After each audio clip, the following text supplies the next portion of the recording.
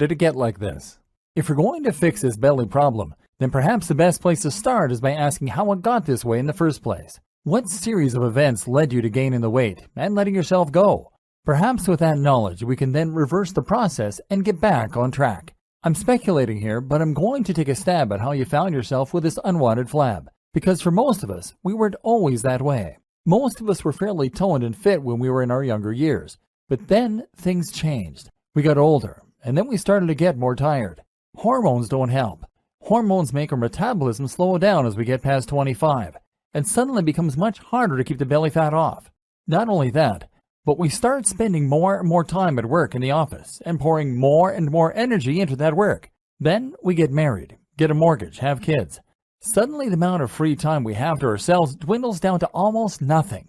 If we aren't changing nappies, answering angry phone calls after hours, coming home late, or doing the dishes, we're crashed out on the sofa, exhausted. And stress is another thing that can contribute to weight gain. Stress increases cortisol. Cortisol makes us hungry, and it stimulates lipogenesis, or fat storage. Gradually, our gym regime takes a back seat, and soon after that, our diet takes a back seat too. We start eating what is convenient and affordable, and slowly life chips away at our fitness. And it doesn't seem like a big deal either. But as we've seen, it really is, because it starts to have an effect in every other aspect of your life. If you can take back control of your gut, you can take back control of your life. So how are you going to get it back? The problem is energy, not time. Let's take a closer look at this issue and see what it really boils down to. Now, a lot of people will tell you it comes down to time. They aren't in shape because they don't have time to be in shape. Is this accurate though? I would argue not, because if you are like most people, then you have somehow still managed to watch an awful lot of TV series. Maybe you recently completed the latest season of Game of Thrones. And then there's a simple fact that you could wake up earlier.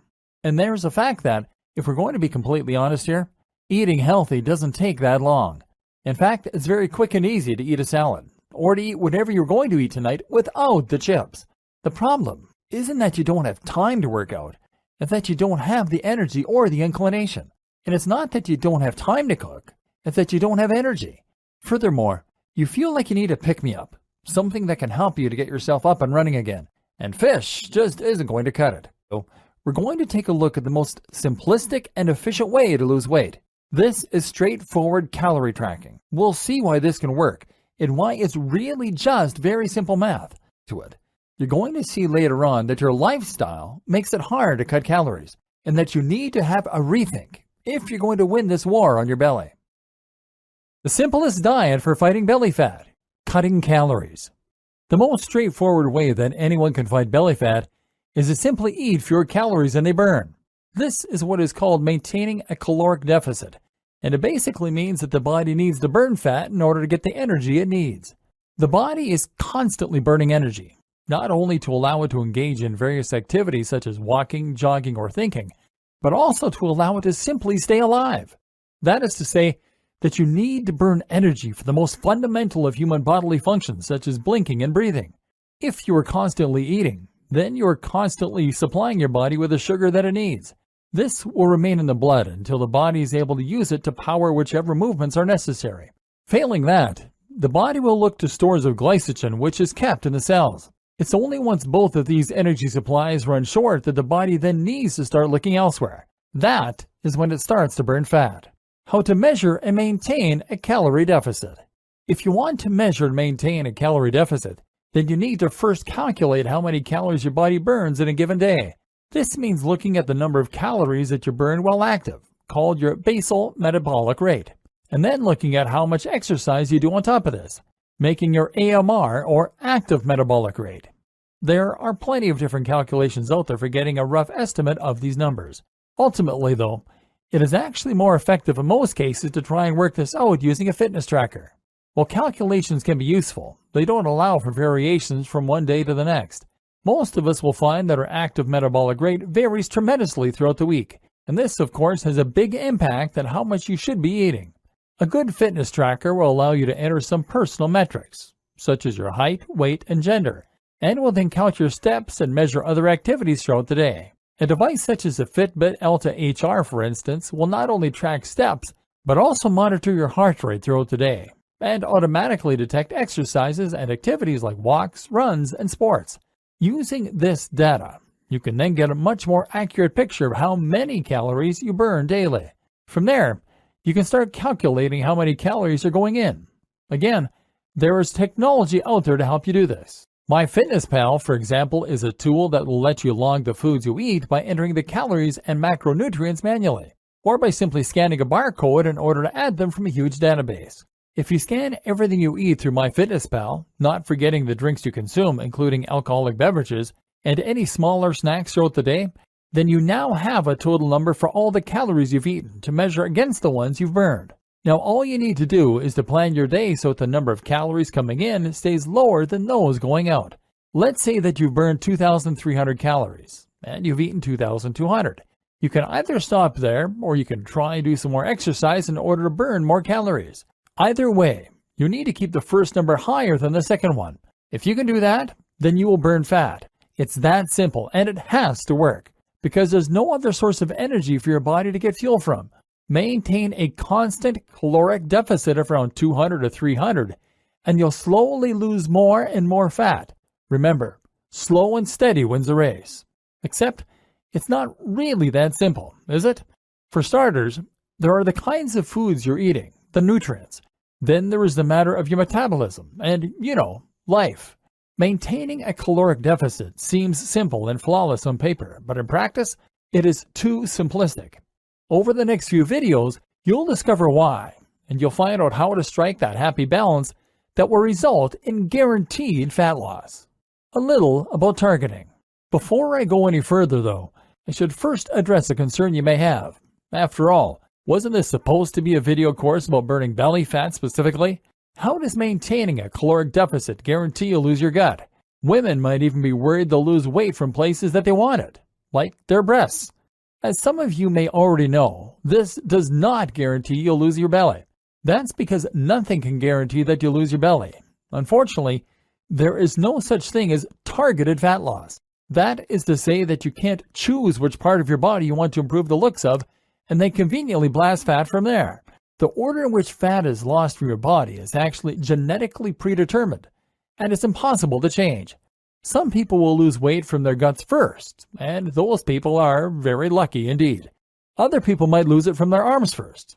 As of right now, science has no way of helping you choose which order things happen for you. So the only way you can burn belly fat is to burn all fat, and then feel safe in the knowledge that it is going to eventually reach your belly. That said though, we will look at some tips in this video course later on that can help you to make your belly flatter and more toned in other ways.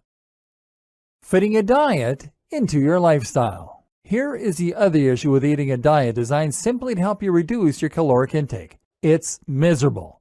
I always say that there's no point in starting any new diet or any new training regime unless you intend to stick with it permanently. If you're going to diet for a month and then go back to your old shape, then what's the point?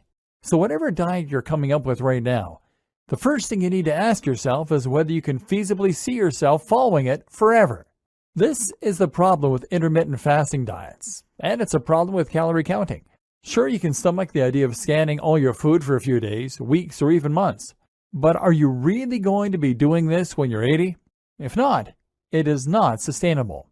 And what's the point of going to such effort to count everything you eat when we've already seen that the numbers are really just a guess at best? For most people, this will be an effective tool until it becomes dull and they give up because they're too tired and stressed to stick with it. For others, it might never work, owing to other biological factors that prevent them from getting the most from it. Cast your mind back to the notion of your body going through cycles between anabolic and catabolic. Now ask yourself, what have you been doing all day at work? You've been stressed, likely getting into arguments, working to deadlines, and struggling with difficult clients. At the same time, you've been staring into a screen which is a very bright source of artificial light. What does all this mean? It means you're very much in fight or flight. You're very much catabolic. And so when you get home, of course your body is going to revert to anabolic. Not only that, but your blood sugar is likely incredibly low, and you need something to cheer you up. Something that will release some serotonin. You need to swing the pendulum back to the anabolic, rest and digest state. And now you're telling me that you're going to eat fish because it has the right number of calories? The good news is, that there is a better way. The other factors overlooked by diets. There are many more important factors that often get overlooked by diets too. One of these is the fact that we tend to eat socially. That is to say that we will often eat something because we're with our partners, our families, or our friends. We like inviting people around for meals. We like going out for fancy dinners. And we like surprising our partners with chocolates. If you don't join in with us, then it's actually quite unsocial and we miss out.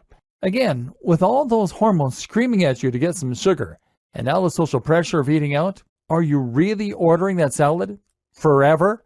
And yes, there is a simple matter of time and energy. Tracking all your calories takes time and energy, as we've discussed. Those are both factors that are already at a premium. Can you really motivate yourself to count all the calories in that home-cooked meal every day?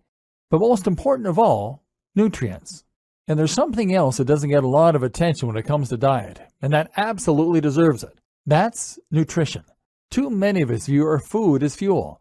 This is something that the calorie counting approach is very guilty of doing.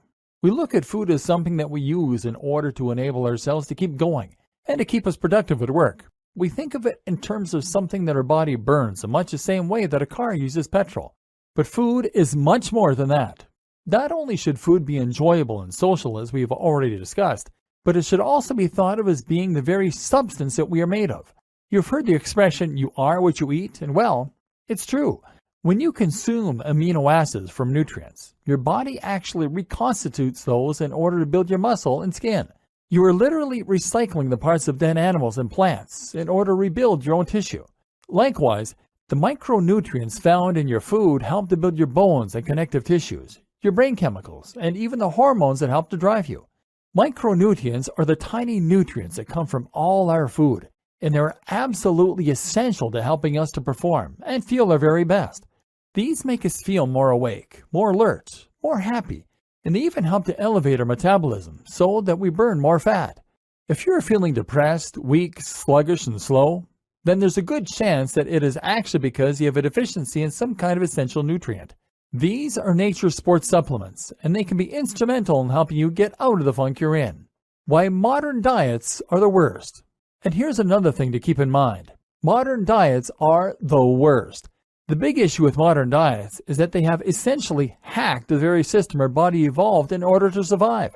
Remember the way that simple sugars cause a rush of blood sugar, insulin, and serotonin and make us feel great but then cause us to gain weight? Well, all food manufacturers care about is that first bite, making you feel good. They want to sell more of their crisps, their chocolate bars, and their cakes, and so they have made foods that are practically just sugar. These are constantly and immediately spiking the blood sugar and can single-handedly raise your chances of developing diabetes and other health conditions. What's worse is that these overly processed foods have removed all of the nutrients that made them so healthy. If you eat a piece of fruit, you'll probably find it's packed with vitamin C, vitamin A, resveratrol, and a host of antioxidants which will help you to look and feel more awesome. But if you eat a shop-bought sausage roll, then you're barely eating meat. You just eat sugar, trans fat, and salt. Likewise, if you eat a chocolate bar, you spike your sugar but without getting any useful nutrients. Remember, this is the stuff that your feel-good hormones are made out of. This is the stuff that helps to drive your metabolism forward. This is the stuff that rebuilds your wounds. So, is it any wonder that so many of us are burned out, dried up, and exhausted? Finally, the lose your belly diet. So there has been a lot of preamble thus far, but it's important that you understand the logic behind the lose your belly diet so that you can understand why it is working so well. Remember, our objective is still to eat fewer calories than we burn, but along the way we want to take into account the role of hormones and meal timing, and we want to actually enjoy eating in a way that is practical. The simple way to lose weight. If you were to boil weight loss down to its simplest possible parts, then the main take-home point would still be to eat less, and to specifically eat less of the bad stuff. What counts as bad stuff? Simple carbs, which just so happens to be most of the empty calories as well. In other words, if you eliminated processed foods like sausage rolls and pork scratchings, along with all the sweets and treats like crisps, chips, chocolate, cake, and candy, then you would be able to enjoy a diet with far fewer calories immediately. And you would at the same time not be losing anything important from your food intake. This is not rocket science, it's pretty straightforward. While you're at it, make sure you get rid of any excess of sauces. So that means squirting large amounts of mayonnaise onto your food, and certainly sugary drinks. Did you know that a glass of Coke has as much sugar as eating 2 Cadbury's cream eggs? So remove the bad stuff and, where possible, just replace it with a vegetable like a carrot or fruit like a banana. In fact, make a conscious effort to make sure that you are getting more nutrients. That guideline about fruits and vegetables, follow it. This doesn't have to be complicated or a slow process. It can be as simple as ordering a smoothie from Starbucks in the morning instead of a cappuccino, which is also filled with sugar, FYI. Even if it just means taking a vitamin tablet, this is one of the most important points I want to ram home. Once you start getting more nutrients in your diet, you will start to feel more energetic, more lively, and much more positive. We're in a vicious cycle right now, where stress and a modern diet has made it increasingly difficult to get out of a rut and take back control. You can't force your way out of this kind of lifestyle with sheer force. You need a quick and easy win. Getting more nutrients is that win. Trust me, you start getting more vitamin C in your diet and you'll regain that spring in your step that will then help to motivate you toward all the other things you need to do. Simple tracking. This has immediately improved your health so that you feel more energetic and will be consuming fewer calories. But if you're in the process of swapping out unhealthy foods for healthy ones, it's still possible that you might be consuming too many calories. Just because something is healthy, that doesn't mean it can't also be calorific. And just because something is healthy, that doesn't mean it can't make you fat. The perfect example is the avocado. This is absolutely packed with goodness and is a great healthy fat that will slowly release sugar throughout the day. This is the ideal breakfast food instead of a sugary cereal that will spike your blood and destroy your fasted state. The problem? Avocados are also quite high in calories. This is why it can still be a good idea to track your calories a little to get an idea of what is going in and out. But we're going to do it in a way that is much more easygoing and something you're more likely to stick with. The idea is simple. You will calculate the amount of calories you consume over a few average days and the amount you burn over a few average days. Now you know a rough target, and you will have an idea of what some of the staples in your diet do to your calorie total. This is when my wife and I stopped buying a tasty shop-bought pizza after realizing it was well in excess of 1,000 calories each. Now you'll have more of a feeling for when you're getting close to your threshold, and you know which healthy alternatives you can snack on to tide you over. Ride the tide. Better yet, make your meals consistent. If you make your meals consistent, then you can know precisely how many calories are in it, as near as possible at least, and you won't need to constantly scan and calculate. Didn't I just say how a program that's too rigid is folly, though? Well, yes, but you see, this is where the clever part of this diet comes in. The idea is that for the first 2 meals of the day, you are going to eat in a manner that is entirely predictable. If you do switch your lunchtime dessert, then it will be something that is pre-approved, which won't spike your blood sugar, and which isn't too high in calories. The aim is to keep these meals very clean, very nutritious, and very low in calories. They should also be things that satisfy you, though, and things that you can easily acquire and prepare. If that means buying from a salad bar or similar, then so be it.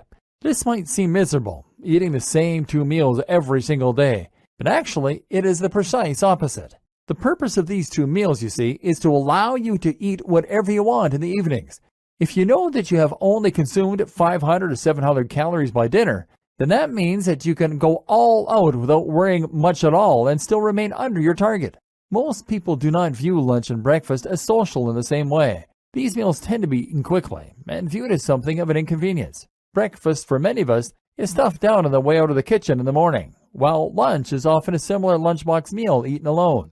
So why not just redesign your breakfast and lunch to make sure you aren't getting too many calories and to ensure you're filling up on important nutrients? Now, when it's time for date night or a meal with a friend, you'll be able to eat whatever you want and cut loose, and you can rest assured that it will probably still be keeping you in a calorie deficit. There are also good biological reasons to stick to this diet and to keep it orderly like this. Remember, first thing in the morning you are fasted. Thus, the last thing you want to do is to spike your blood with a massive dose of sugar. Instead, if you make your first meal a complex carbohydrate or healthy fat, then you're slowly providing enough energy to keep moving, but without triggering it being stored as fat. The same goes for lunch, and by avoiding a massive intake of sugary food, you'll also help to avoid creating that 4 p.m. slump that normally causes us to crash and become less productive after we've eaten. You're staying catabolic, and you're staying focused at the point in the day when you're focused and driven anyway. And then, at the point when you're getting home feeling shattered and just wanting to chill out with good food, you can. Now, some health experts will recommend that you fast the other way around and avoid eating a large meal before bed, which can have negative impacts on your sleep. Actually, though, as long as you leave enough time before bed after your last meal, this shouldn't be an issue. What's more is that there are some experts who now believe that we've evolved to eat sweet things before bed, which might even be what triggered the entire notion of dessert. The idea is that it makes sense to stock up on sugar before bed when we'll be fasted and to trigger the release of serotonin and melatonin to put us in a deep, restful state. So try this diet. Work out your target and then remove all the unhealthy foods, adding back the good ones to your first 2 meals. Get to the point where you're now full of nutrients and very far from your calorie target by evening, and then allow yourself to eat normally. Don't go crazy, of course, but just allow yourself to eat as you normally would. You're no longer fighting the natural cycles of your body and your hormones. You're riding the wave. What's more is that you're essentially training your insulin response and encouraging your hormones to work for you. And on top of all that, you're maintaining a calorie deficit without having to do any calculating. If you can stick to this, then you should start to find your belly fat starts to slip away. But don't go away just yet. We'll look at how you can make this easier on yourself and how you can enhance the look of that stomach and your overall appearance. It's not just about the food. Losing belly fat is not just about the food. It's not just about exercise either. What I'm talking about is your entire lifestyle and everything that you're doing around your diet. Remember, your lifestyle is likely what got you into this state in the first place. And it's probably what's making it so hard to get out. We've already seen how coming home stressed from work makes you more likely to binge eat and then store fat more rapidly. This is a combination of factors, but even comes down to the direct and precise action of cortisol on the body. So it stands to reason then that if you want to reduce belly fat, you should look at combating any workplace stress or other stress for that matter. This is easier said than done perhaps, but it's important to recognize just what a profound impact stress has on us. If you can remove stress from your life, then you have far more energy for working out and eating right. There are a few things you can do to this end. One is to take up meditation, or another form of practice that will help you to combat stress generally. Meditation can significantly improve your mood, help you to cope with stress better, and even make you smarter. This is a great tool to help fortify and defend you against things going wrong